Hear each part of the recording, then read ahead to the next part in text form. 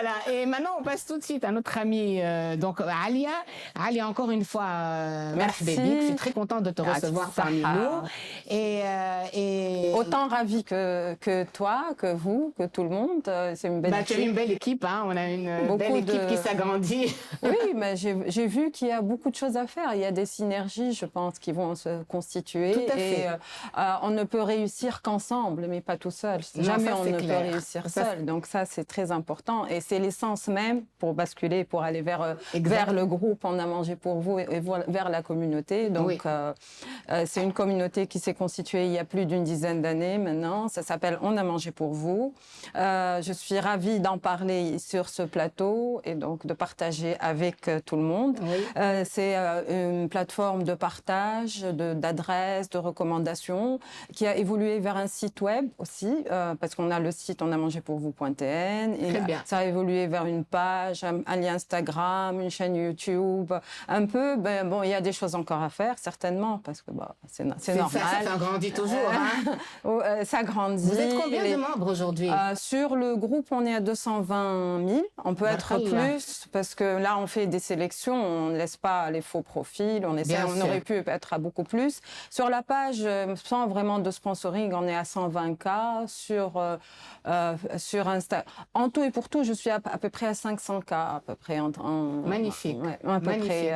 Je peux pas dire, parce que c'est le groupe qui fait la dynamique. Bien sûr.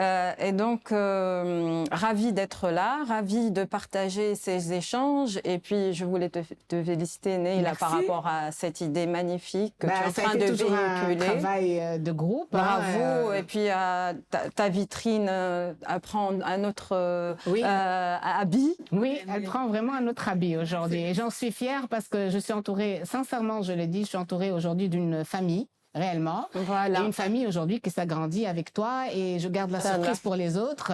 Au total, on va être pratiquement 16, hein. Donc, il y a des gens qui tournent, c'est pas mal, hein. Et plus même, hein, voilà. Et puis, cette liberté aussi de pouvoir, justement, avoir des gens qui s'expriment, qui sont là, qui parlent d'un domaine, qui est peut-être pas connu des autres. Voilà. Donc, absolument. Alors, aujourd'hui, comment évolue la chose? Alors, moi, quand j'ai vu un peu la présentation du projet, j'ai vu que chez vous, enfin, du moins ce que vous allez présenter, c'est qu'il y a une dynamique et il y a des étrangers, je peux pas dire des étrangers, des noms, je peux même pas dire des noms tunisiens parce que il y a beaucoup de Tuniso avec d'autres mélangés avec d'autres casquettes et d'autres nationalités. Donc on va se retrouver certainement avec des Italo-tunisiens, bien sûr. Des Français, des Franco-tunisiens. J'ai vu un peu, c'est riche. Et donc je me suis dit pourquoi ne pas parler de cette origine culturelle de la cuisine. Voilà, c'est super. Et donc, on va certainement pas uniquement parler de cuisine dans la rubrique On a mangé pour vous. On va parler aussi de tout ce qui est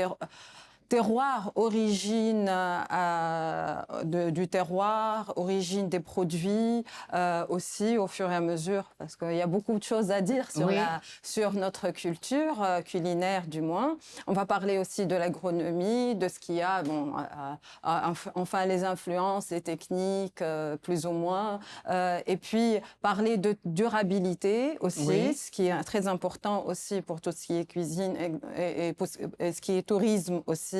Donc, on parle maintenant de terroir connecté, on parle de mise à niveau des artisans, notamment dans le culinaire et dans d'autres domaines, à part des formations, par beaucoup de choses. Mais là, aujourd'hui, je vais m'arrêter à quelque chose, je vais m'arrêter à la rubrique origine et influence de ce bassin méditerranéen sur la cuisine tunisienne. Super, très bien. Donc, on va commencer par certainement les Romains. Oui.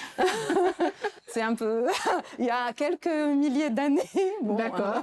Mais on va parler de ça. Donc, alors les Romains sont venus, ils ont vaincu les Phéniciens, ils ont ramené leurs petites histoires. Et ce qu'ils ont ramené, le plus important ici, c'est bien sûr l'olivier aussi, parce que l'olivier c'est la journée de l'olivier. Hein, voilà, l'olivier qui est vraiment le symbole de cette Méditerranée, parce qu'on peut pas s'apparenter l'olivier Oui. L'olivier, c'est aussi l'Italie, c'est l'Espagne, c'est la Grèce. Tout à fait. Donc, cet olivier-là, ce qu'ils ont fait, eux, ils ont développé la culture de l'olivier par les techniques agraires, par les techniques d'arrosage, parce qu'il y a eu les aqueducs qu'on connaît tous, il y a eu ce système d'arrosage, il y a eu bien sûr la préparation des sols, et donc à part l'olivier, on a eu cette culture avec les Romains, la culture du blé. D'accord. Et donc, comme on disait, la Tunisie, c'était le grenier de Rome. Donc voilà, pourquoi le grenier? Parce qu'on avait de grandes cultures et ils ont commencé à faire les grandes cultures surtout dans le nord-ouest du pays, sur les plaines du nord-ouest. Et on avait les grandes cultures que nous avons jusqu'à maintenant. Nous avons de grandes terrasses, de grandes terres. Oui. Et donc, on a cultivé les céréales qui ont commencé à entrer dans la cuisine tunisienne par des transformations de blé, par des farines complètes, D'accord. Donc, et puis aussi, bon, on ne peut pas dire qu'il y a aussi la vigne. La vigne existe depuis avant les Romains, mais la vigne s'est développée à l'époque romaine. Donc, pourquoi? Parce qu'il y a eu plusieurs terrains. Les terrains se sont développés. Comme on a dit, les techniques d'arrosage, les techniques de transport, le fumage des sols. Donc, il y a eu plusieurs techniques qui ont fait que ce culte du vin avec tous les dieux qu'on a apparentés au vin, Bacchus et Dionysus et plein d'autres dieux, ça dépend de quelle partie de l'histoire on se situe. Et donc, on a eu ce vin qui s'est développé, ces vignes qui se sont développées à travers toute la Tunisie de maintenant. D'accord. Qu'on voit maintenant. Le résultat. Le résultat, voilà. Donc, et puis, après les Romains, en parlant toujours de tout ce qui est italien, donc d'influence romaine, italienne, il y a eu, comme il l'a si très bien dit, notre ami Alberto. Voilà, Alberto. Comme il parle de la Sicile, de l'influence des Siciliens. Alfonso, pardon. Alfonso. Notre ami Alfonso. Moi, je n'ai plus de... Voilà. Excuse-moi, mais je n'ai pas de mémoire. C'est pas... On a tous ce problème avec les noms. Donc oui, voilà. Oui, notre ami Alfonso Campisi. Je voulais faire référence et on le salue. Oui.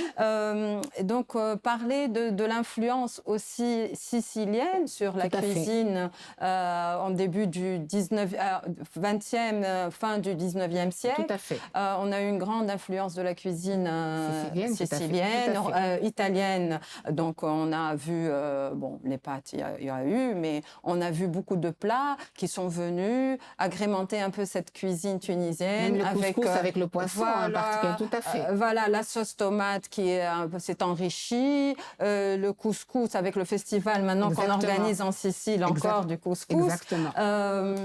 Il y a eu aussi, on parle de bambaluni, le bambaluni est italien. On parle de plusieurs spécialités. Il n'y a pas uniquement le bambaluni, il y a aussi les briques. Alors le brique tunisien, le brique, apparemment, on dit que c'est italien. La friture aussi, cet amour de la friture qu'on a. Et d'ailleurs, on retrouve ça à la goulette. C'est pas un hasard. Oui, tout à fait. Donc, on retrouve ceci à la goulette avec tout ce que frito misto et. Tout à fait. D'ailleurs, le terme existe toujours. Frito misto dans les restaurants, on le trouve toujours. Oui, exactement. Frito misto. Et puis, le calamar pané, le calamar farci, tout ce qui est aussi les petits pois. Qu'on connaît aussi, les calamars petits pois qu'on mange chez nous et qui existent en Italie. Exactement. Aussi, donc cette influence. Et puis, bon, bien sûr, on a eu des pâtisseries italiennes, genre Garza. Je ne sais pas si c'est vrai, ça fait partie de notre histoire. Voilà, ça fait partie de notre histoire, de notre jeunesse, des Carlo. C'est les bonnes choses, la semifreddo, donc tout ce qui est... Et donc, pour terminer, parce que je sais que c'est...